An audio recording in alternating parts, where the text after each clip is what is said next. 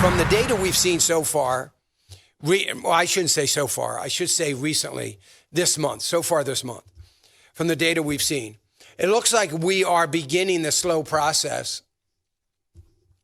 of disconnecting again. And what I mean by that is we're going to have certain economic indicators that aren't going to correlate to an economic indicator that we had last week. So we're going to have something said this week that if last week's number about such and such was right, then this number this week about this particular thing can't be right, because you can't have I'll give you an example. You can't have high hours worked. You can't have durable good numbers up. You can't have manufacturing indexes up. You can't have service sector index numbers up. And then for the same period of time, the following week, have productivity being down. That's Obamanomics.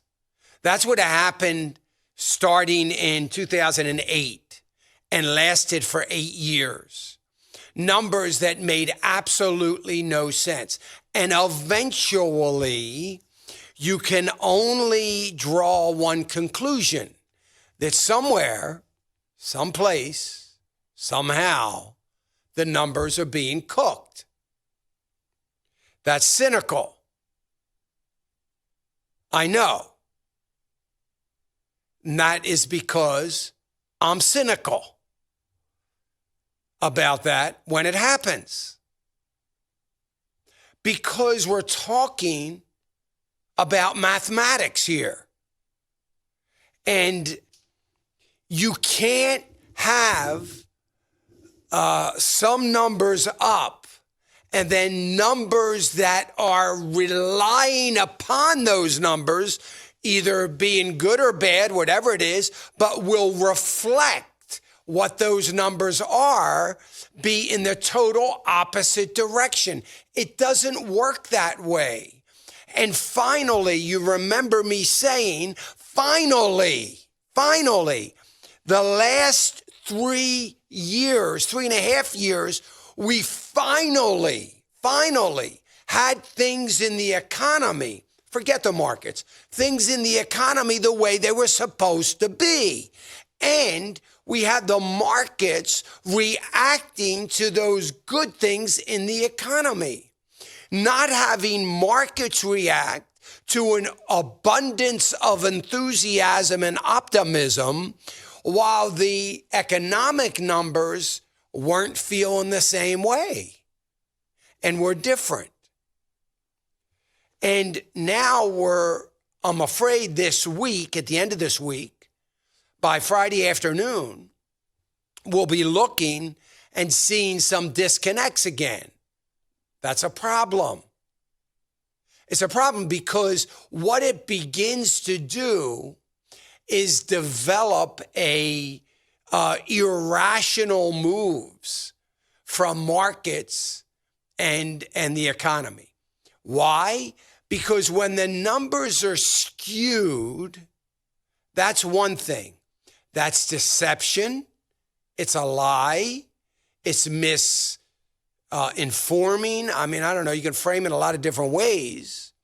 But ultimately, the biggest problem is not that people are saying it is A when it's really C. That's not the problem. The problem is even the people that are saying A is C, even if they know it's not true, will eventually themselves begin to believe that A is a reality when it isn't. That's not the bad news either.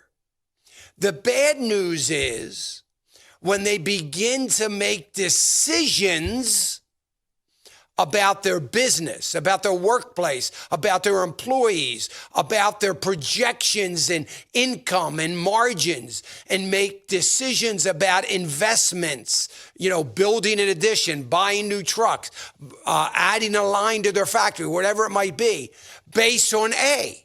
That's what happens. A is not true. Oh, I forgot. Yeah, we've been deceiving for so long, I forgot it.